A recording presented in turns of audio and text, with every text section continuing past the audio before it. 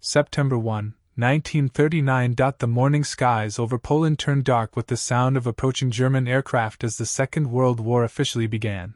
Within hours, bombs fell on cities, railways, and military positions. Civilians ran through burning streets while Polish forces struggled to hold back a far more powerful enemy. The invasion moved fast, and within days, it became clear that Poland was being overwhelmed from every direction. As German troops advanced deeper into the country, a silent resistance began forming in the shadows. It was not a regular army, but a hidden network of soldiers, teachers, workers, and former officers determined to continue fighting even after defeat. In this dangerous environment, a man named would make a decision that would later be remembered as one of the most extraordinary acts of courage in World War history. Before the war, Pilecki was a Polish cavalry officer. He was disciplined, calm, and deeply committed to his country. He believed that duty was not only about fighting on the battlefield, but also about doing whatever was necessary to protect Poland's future. When Germany occupied Poland, he immediately joined the underground resistance known as the Secret Polish Army. His early missions involved gathering intelligence, sabotaging German operations, and building hidden resistance networks across occupied territory. But soon, the resistance began receiving disturbing reports about a place that no one fully understood. Survivors who briefly escaped described a camp where prisoners were beaten, starved, and executed on a massive scale. This place was called Auschwitz. At first, it was believed to be just another prison camp, but as more fragmented reports arrived, the truth began to look far darker than anyone had imagined. The problem was simple but terrifying. No one could confirm what was happening inside because anyone who entered the camp never returned. The resistance had no reliable intelligence, only rumors and fear. That is when Witold Pilecki made a decision that shocked even the most experienced members of the underground movement. He proposed a mission that sounded almost unbelievable. He would voluntarily allow himself to be captured by German forces and sent to Auschwitz, but his purpose was not survival. His purpose was infiltration. He planned to enter the camp as an ordinary prisoner, blend in, observe everything, build secret resistance cells inside the camp, and send information to the outside world. His mission was to become the eyes of the world inside a place where the truth was completely hidden. There was no guarantee of success, no guarantee of survival, and almost no chance of escape. But Pilecki understood something that others feared to accept. If no one went inside, the world might never know the truth about Auschwitz. And so, in the middle of a collapsing nation and a rising empire of terror, he prepared to step directly into the heart of darkness itself. To make his plan work, had to completely disappear into the identity of an ordinary man under German occupation. He understood that volunteering for capture was not enough. The Germans did not randomly send civilians to Auschwitz. They arrested people based on suspicion, raids, and street sweeps. So Pilecki carefully prepared a situation where his arrest would feel natural and unavoidable. He used a false identity and continued moving through Warsaw while resistance activity around him increased. In August 1940, he deliberately placed himself in a vulnerable position during one of the German roundups known as Lepanka. These raids were sudden street operations where German soldiers surrounded neighborhoods and arrested large groups of civilians without warning.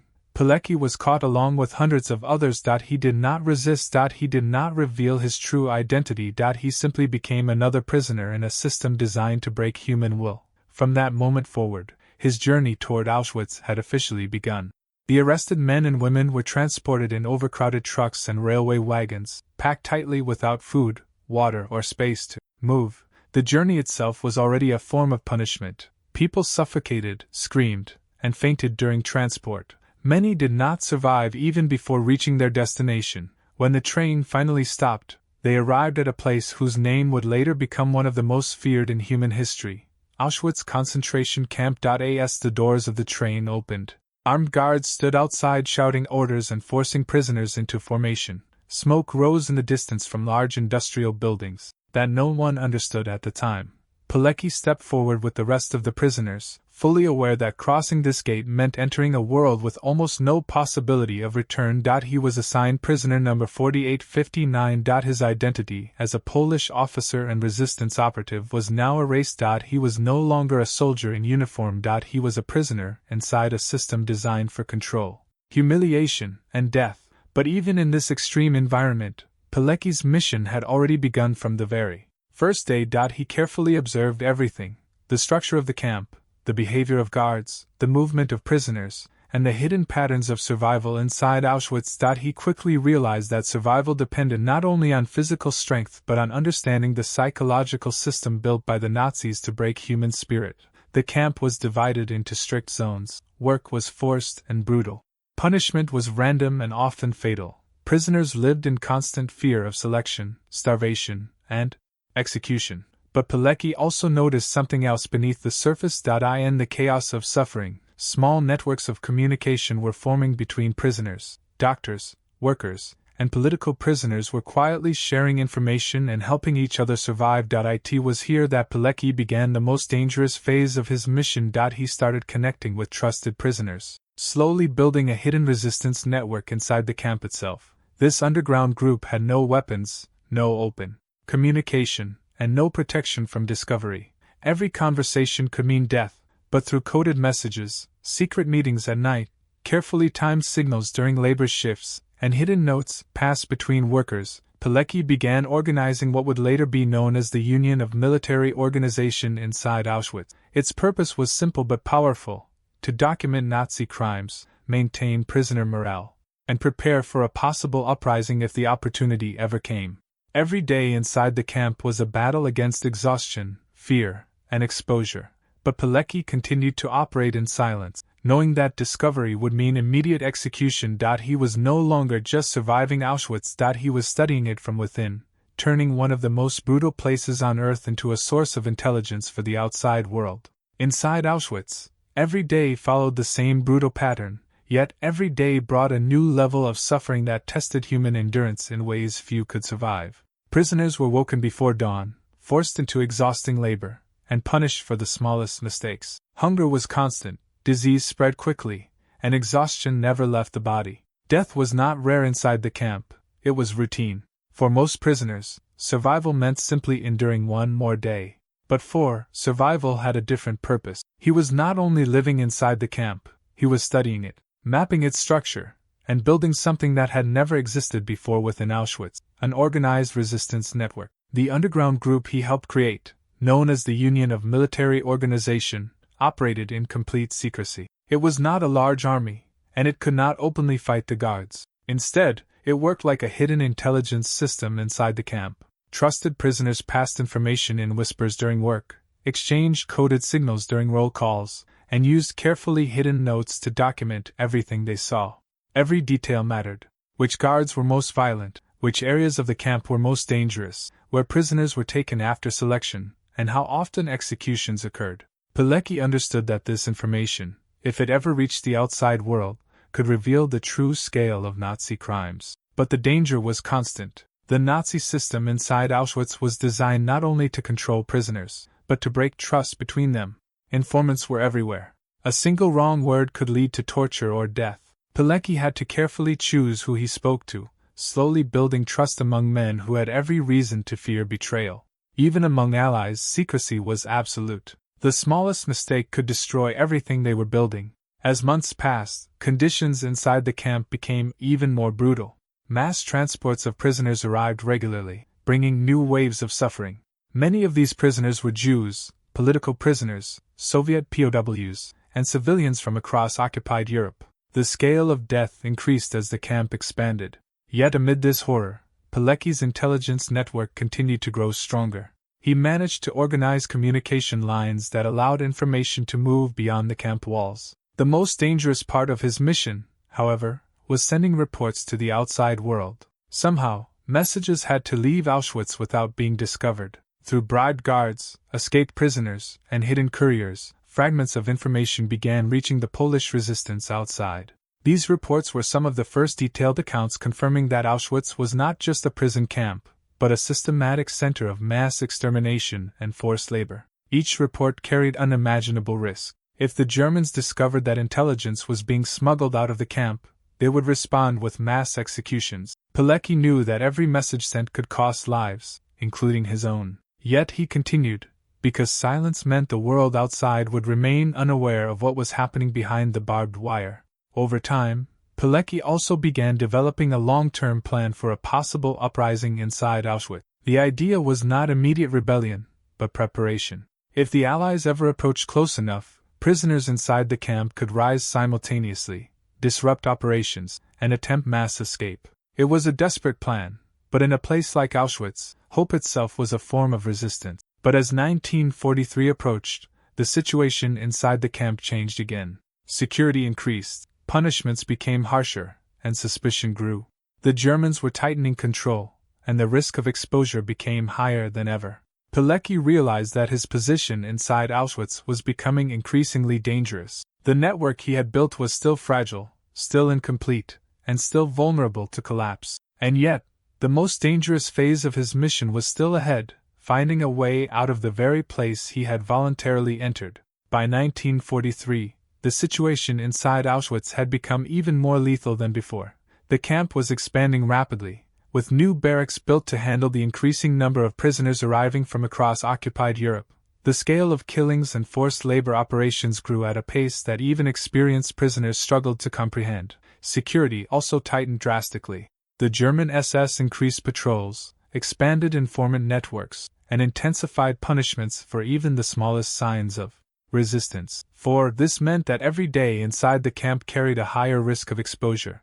The underground network he had helped build was still active, but it was becoming harder to maintain secrecy under constant surveillance. Still, communication with the outside world continued in fragments, as reports about mass killings and systematic extermination slowly reached the Polish resistance beyond the camp walls. The information Pilecki had risked his life to gather was finally confirming what many had feared but few could prove.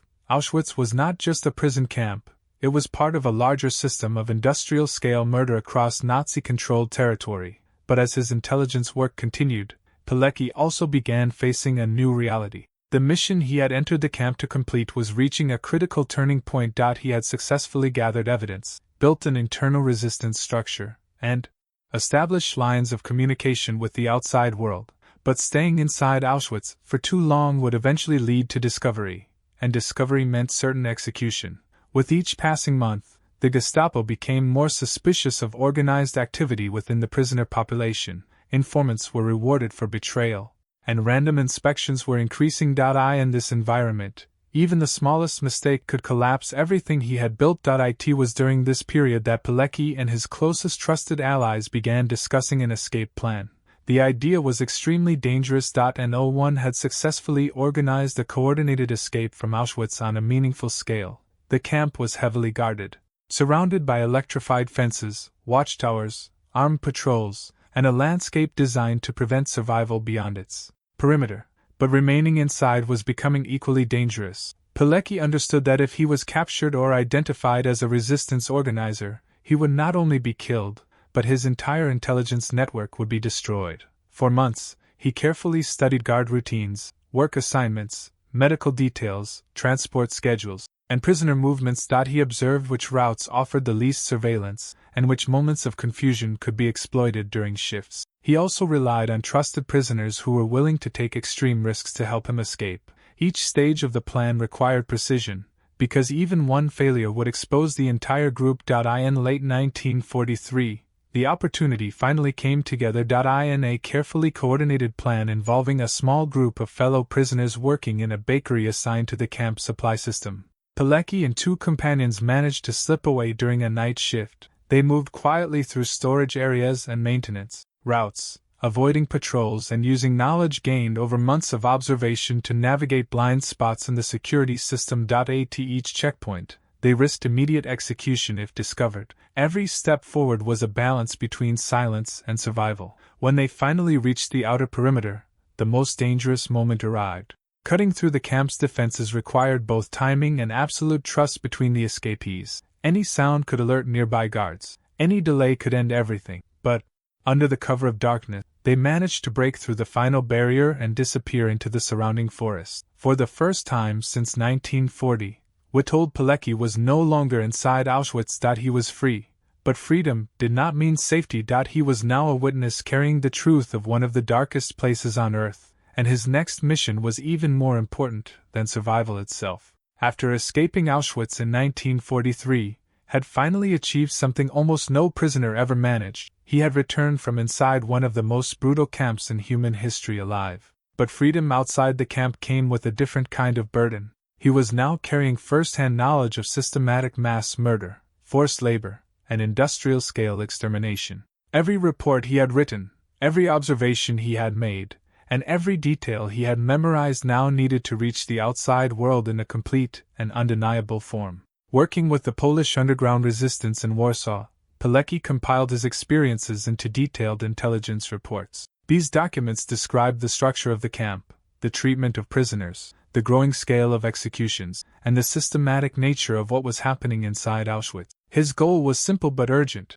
to convince the Allied leadership that Auschwitz was not just a prison facility, but a central part of Nazi Germany's extermination system. However, what he discovered was deeply frustrating. Although fragments of his reports reached Allied channels, the full scope of his testimony was not always believed or acted upon with urgency. The scale of the horror was so extreme that many struggled to comprehend it fully during wartime.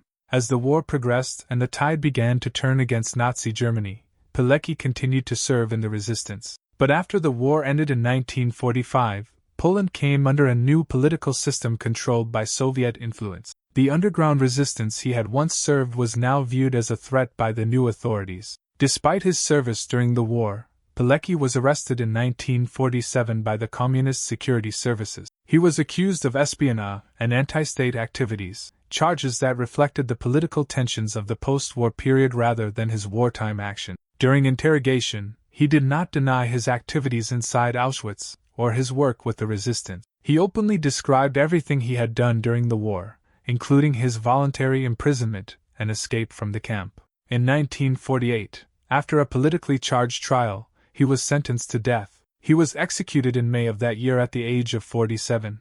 The full details of his death were suppressed for decades under communist rule, and his story was largely hidden from public knowledge in Eastern Europe for many years. Today, his legacy stands as one of the most extraordinary examples of courage in World War II history. Unlike traditional soldiers who fought battles on front lines, Pilecki chose to enter one of the darkest places on earth voluntarily, with no guarantee of survival, no certainty of rescue, and no expectation of recognition. His mission was not driven by glory, but by a determination to reveal the truth when the world needed it most. In modern history, he is remembered not only as a resistance fighter, but as a man who proved that even in the deepest darkness of human cruelty, individual courage can still exist. His story remains a reminder that some of the greatest acts of heroism are not measured by victories on a battlefield, but by the willingness to face unimaginable evil alone, so that others might one day understand it. And that is why the name Witold Pilecki is remembered as the man who entered Auschwitz not as a victim of circumstance, but as a volunteer who chose to step into history's darkest place, and return to tell the world what he saw.